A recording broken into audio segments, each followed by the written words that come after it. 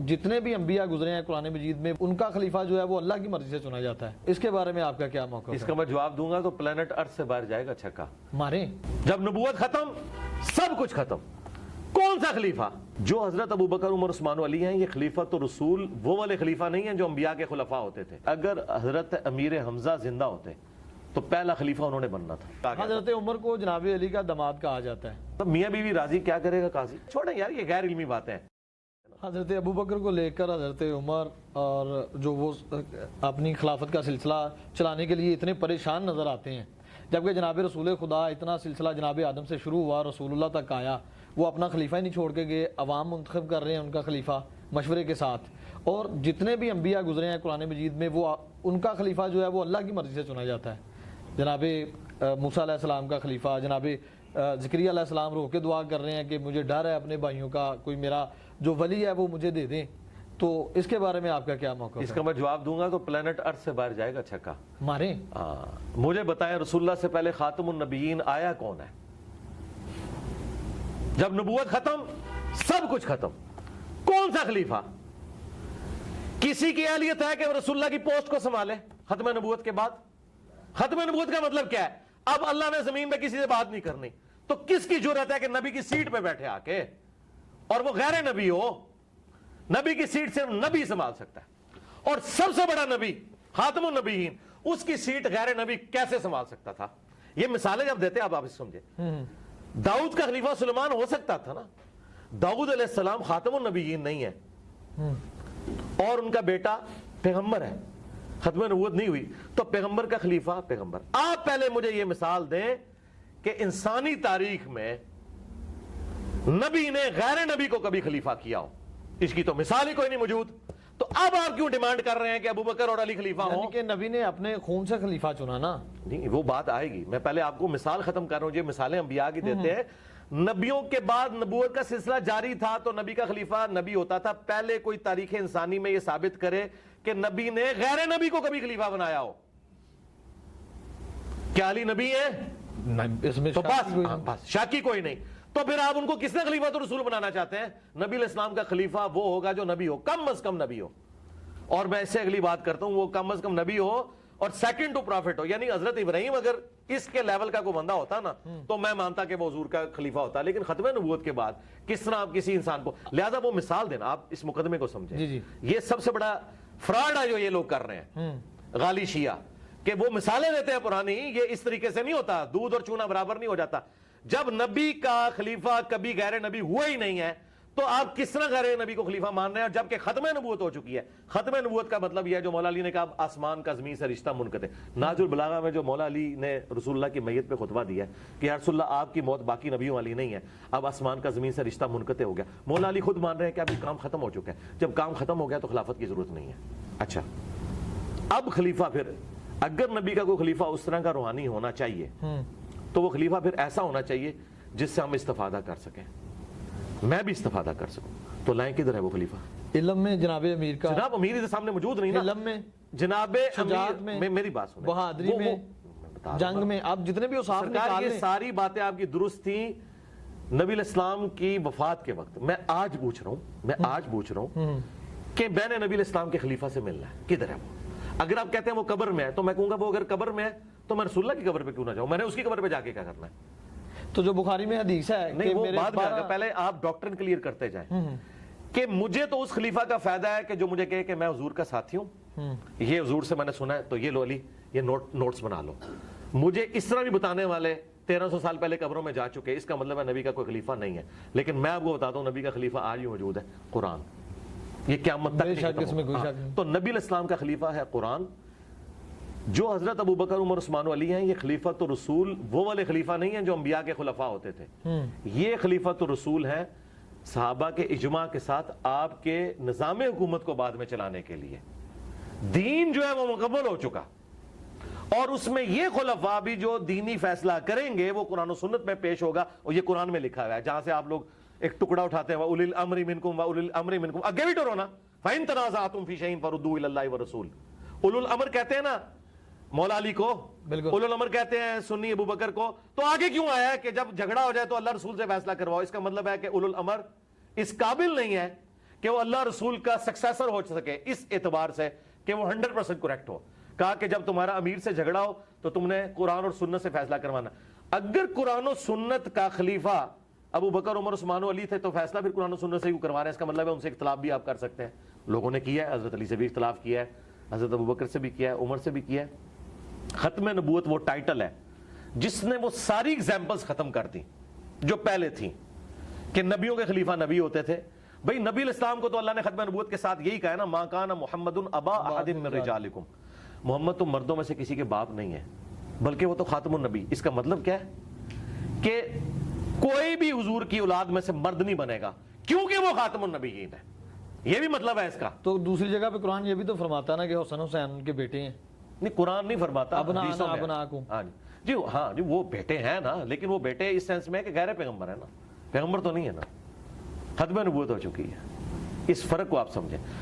حسین علیہ السلام بے شک بیٹے ہیں, سب کچھ ہے, نبی نہیں ہے. ختم نبوت کا تقاضا یہ تھا.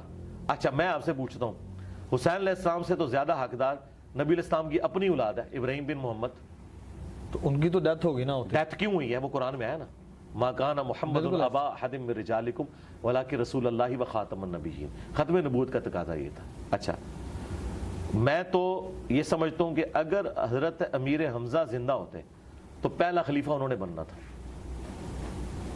کیونکہ نبی الاسلام کی مبارک زندگی میں یہ جو آج مثالیں دی جا رہی ہیں نا کہ حضور کے مصلی پہ ابو بکر کھڑے ہو گئے, پھر لوگوں نے پتہ کیا کہنا تھا, یار دیکھو بدر میں آرمی چیف نبی الاسلام نے اپنی جگہ ان کو آگے بھیجا ہے آرمی چیف بنا کے.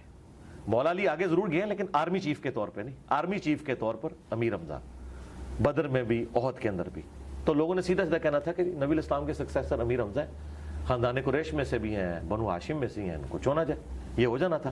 لیکن ظاہر ہے کہ اللہ تعالیٰ کو کچھ اور منظور تھا. میرا خیال ہے یہ چیپٹر کلوز ہے, اس پہ ہم جتنی بھی پانی میں مدانی ماریں گے نا اینڈ دل وہی نکل. آخری کویشچن پھر آگے بڑھیں گے ہم کہ بخاری شریف میں جو حدیث ہے کہ میرے 12 خلفاء ہوں گے, 12 امام ہوں گے, تو یہ 12 وہ سلسلہ جو 30 سال تک چلتا ہے خلافت کا, خلافہ راشدہ کا. اس کے بعد نظام تقریباً درہم برہم ہو جاتا ہے. ایک چیز. دوسری چیز آپ نے کہا کہ یہ نظام بہت مضبوط تھا جناب ابو بکر سے جو شروع ہوا, اتنا مضبوط تھا تو تقریباً 4 سال 2.5 سے 4 سال تقریباً عرصہ جناب ابو بکر کا, 12 سال جناب عمر کا, کوئی 10-12 سال حضرت عثمان کا, اور اس کے بعد پھر کیا ہوتا ہے وہ سب آپ کے سامنے ہے. اتنی جلد اتنا مضبوط سسٹم کیسے زیر ہو گیا؟ سسٹم کیا سر, پولیٹیکل پورشن کولیپس ہوا ہے, باقی تو ترقی آج تک ہو رہی ہے. آج کا بادشاہ محمد رسول اللہ ہے. بے شک. کیوں ہے؟ پولیٹیکل گورنمنٹ کی وجہ سے نہیں, دلوں پہ راج کر رہے ہیں. انقلاب آ گیا. آج چنگیز خان کا کوئی ماننے والا نہیں ہے, رومنز اور پرشینز کی کوئی لیگیسی نہیں چل رہی ہے. تو یہ ایک پورشن ہوا ہے, یہ اتنا رونا بھی نہ رویا کرے, صرف پولیٹیکل سسٹم کولیپس ہوا ہے. باقی نبی الاسلام کی جو مبارک دعوت آج جس طرح اپنے عروج کے اوپر ہے نا, انسانیت نے اتنا بڑا کبھی عروج نہیں دیکھا کہ پیغمبر کو گئے دنیا سے 1500 سال ہو گئے ہیں اور آج بھی 2 ارب لوگ اس نام کے اوپر اپنی جان دینے کے لیے تیار ہیں. یہ بہت بڑی ایک انقلاب ہے. صرف پولیٹیکل سسٹم ایک آپ کہیں کہ اس کا ایک کمزوری اس میں آئی, فیلئر آئی, باقی تو اوورال یہ سارا معاملہ چلتا رہا. اور اس میں بھی چند ایک چیزیں تھیں جن کو آپ بات کر سکتے ہیں. اور جو دوسری بات آپ نے کیا کی تھی اس میں جو آپ نے سٹارٹ لیا تھا, ایک تو یہ بات میری امت کے 12 امام ہوں گے. 12 خلیفہ نہیں, امام نہیں ہے, امام نہیں, چلیں خلیفہ کا, خلیفہ ہے خلیفہ کا. جی جی. نبی علیہ السلام نے فرمایا کہ یہ حدیث اگر آپ پوری پڑھیں تو آپ کو کلیئر ہو جائے گا. آپ نے فرمایا کہ بنو اسرائیل کے جو سیاست تھی وہ ان کے انبیاء دیکھا کرتے تھے, اور ایک نبی فوت ہونے سے پہلے دوسرے کو اپنا سیاسی خلیفہ بھی بنا کے جاتا تھا, اور وہ سارے نبی کو.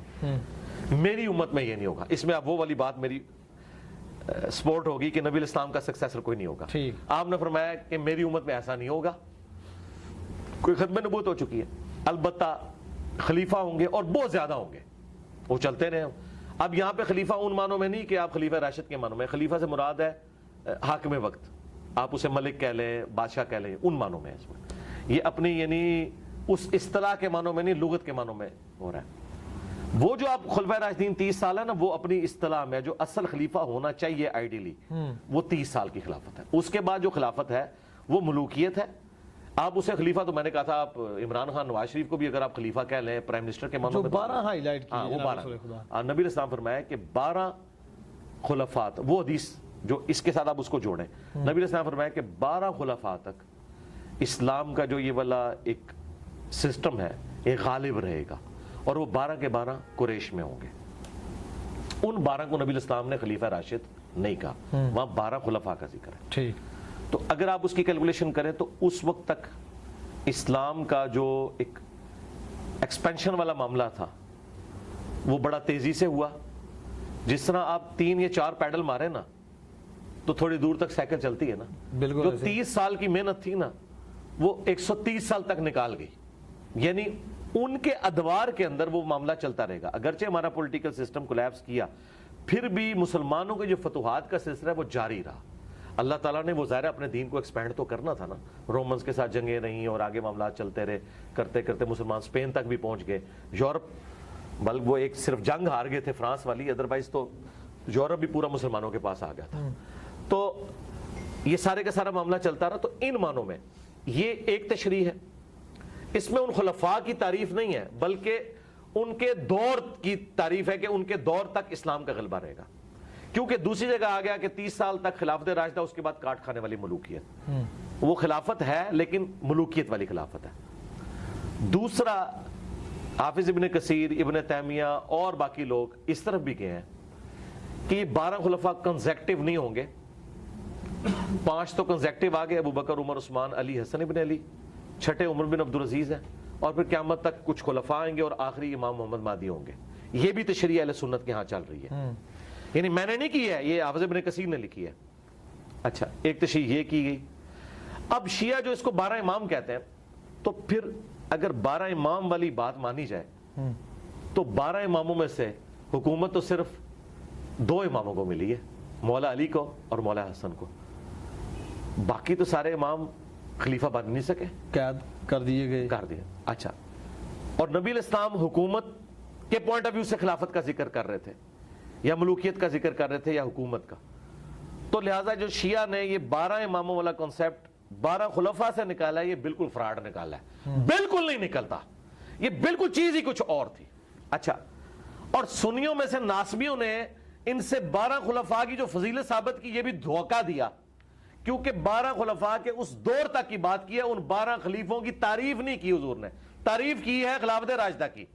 ٹھیک ہے، دونوں طرف فراڈ ہوا ہے، اور یہ جو میں فراڈ یہ میں نہیں کہہ رہا، یہ کتابوں میں تھا، خود ابن تیمیہ نے منہاج السنہ لکھی شیعہ کے خلاف، لیکن اتنا سخت وہ سنی ہونے کے باوجود بعض اوقات اس میں ناسبیت بھی نظر آ جاتی ہے۔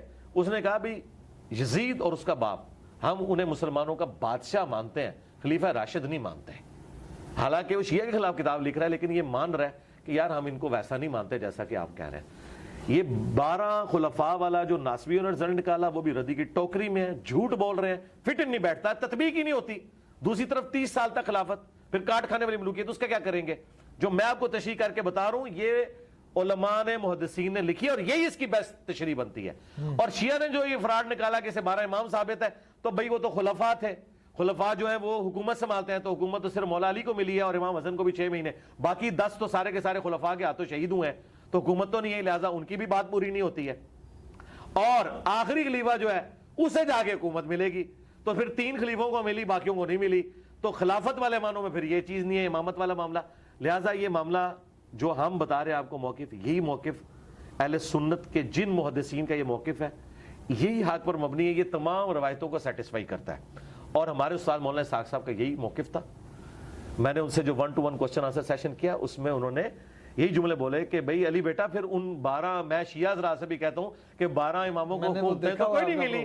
ہاں دیکھیں مولانا اسحاق، اللہ تعالیٰ ان کی روح کو خوش کرے جنت الفردوس میں، الحمدللہ، بعض اوقات وہ ایک جملہ ایسا بولتے تھے کہ میرے جیسے جو لوگ ہیں نا، وہ ان کے لیے وہ چابی ثابت ہوتا تھا اور ایک علم کا دروازہ کھول جاتا تھا۔ انہوں نے میرے انٹرویو میں کم از کم 15-20 بار دیکھ چکا ہوں ان کی وفات کے بعد، ہر دفعہ میں سنتا ہوں نا، میں کہتا ہوں یار یہ جو مولانا نے جملہ بولا، اچھا وہ مجھے فیل ہوگا، ہر بندے کو نہیں فیل ہوگا۔ اچھا، انہوں نے غدیر خم کی حدیث پہ شروع میں ایک جملہ بولا کہ علی بیٹا جو تم نے کہا نا کہ نبی علیہ السلام کا وسیع قرآن ہے، میرا یہی نظریہ ہے، کیونکہ حجۃ الوداع پہ آپ نے قرآن چھوڑا، اور میں اس میں انہوں نے کہا، میں اپنے شیعہ دوستوں سے بھی کہتا ہوں کہ حجۃ الوداع پہ اعلان غدیر حضور نے کیوں نہیں کیا جبکہ پوری دنیا کے لوگ جمع تھے. آپ وہاں اپنا خلیفہ چھوڑتے, وہاں تو آپ نے قرآن کی بات کی ہے جو صحیح مسلم میں 2950 ہے. سنت والی روایت تو دور کی کتاب تاریخ ہے, میں آتا قرآن میں. علی بن ابی طالب موجود بھی نہیں تھے نا, اس وجہ سے. اچھا, تو وہ انہوں نے بڑا پیارا جملہ کہ وہ موقع حضور نے کیوں ضائع کیا. انٹرنیشنل گیدرنگ تھی, سارے لوگ تھے, آپ اعلان کر دیتے. یہ غدیر پہ آپ نے کیوں کیا, اس نے آپ نے وجہ بتائی اس کی. جو مولانا اسحاق نے بولی, میں اس کو ایکسپلور, انہوں نے کہا کہ غدیر پہ صرف اہل شام تھے اور اہل مدینہ تھے, باقی سب جا چکے تھے. اور اہل شام نے مولا علی کی خلافت کا انکار کرنا تھا اور جنگیں ان سے لڑنی تھی. اہل مدینہ مظلومین ہونے تھے, انصار مدینہ, ان کے اوپر یزید نے چڑھائی کی. بیسیکلی نبی علیہ السلام نے غدیر خم پہ یہ جو کہا نا, میں اہل بیت کے معاملے میں تمہیں اللہ کا خوف دلاتا ہوں, آپ یہ بتا رہے تھے کہ میرے ساتھ, میرے اہل بیت کے ساتھ میرے بعد برا سلوک نہیں تم نے کرنا, جو تم نے واقع حرہ میں کرنا ہے, جو صفین میں تم نے کرنا ہے. اہل شام والوں کو, شامیوں کو ڈرایا تھا, یہاں خلافت کا اعلان مقصود نہیں تھا. اور باقی تو میں نے آج جتنے دلائل رکھ دی ہیں کہ نبی علیہ السلام خاتم النبیین ہے, تو بھئی خلیفہ کہاں سے لائیں, کم از کم نبی چاہیے, ہاں, یا پھر نبی کے لیول کی کوئی چیز چاہیے تو وہ قرآن ہے جو بالکل واقعی غیر مخلوق ہے. تو یہ آپ بات سمجھیں مولانا صاحب سے. اور ایک اور آپ تحفہ لے جائیں آج آپ کے کیمرے میں, بسم اللہ.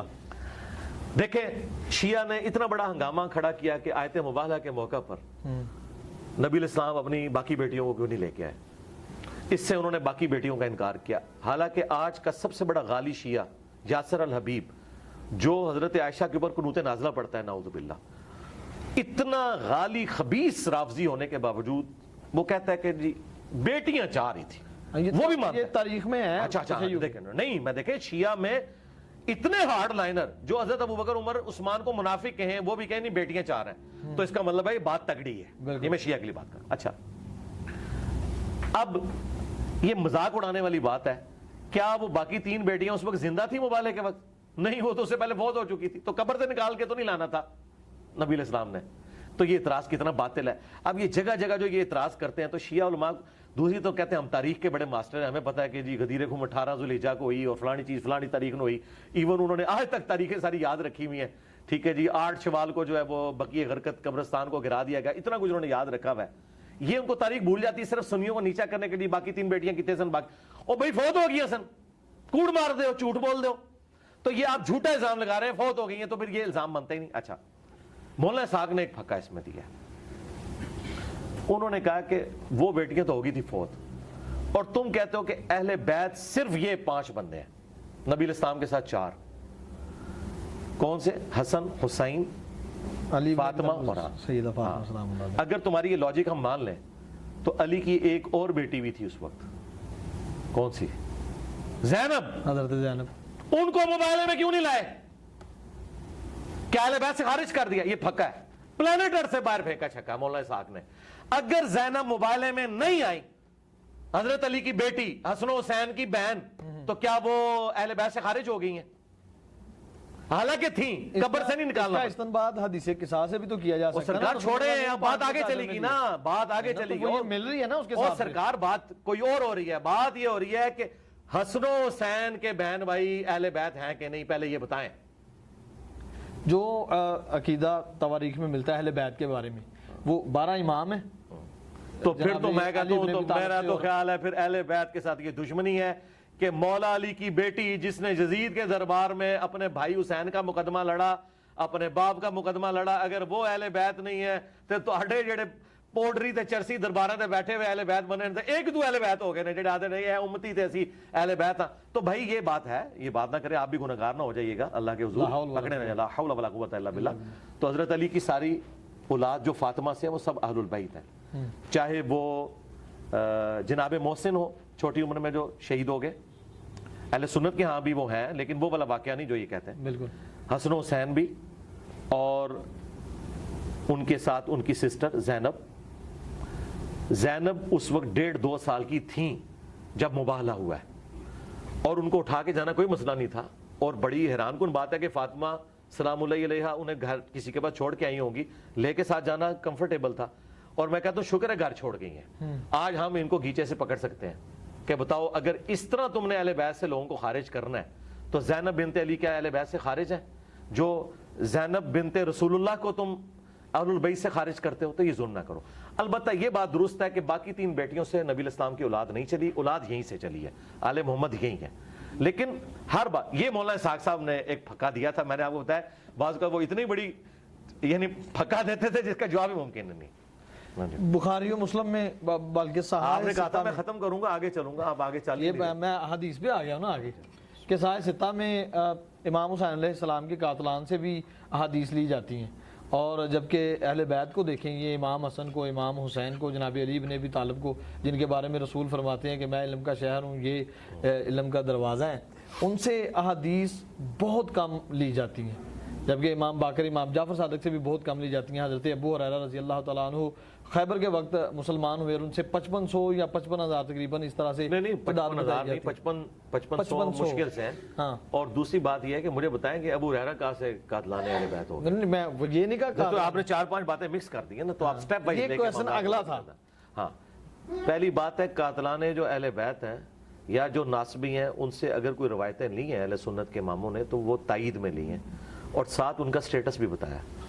کسی کا اہل بیت کا دشمن ہونا اس چیز کا متقاضی نہیں ہے کہ وہ روایت حدیث میں جھوٹ ہی ضرور بول رہا ہوگا, یہ ضروری نہیں ہے.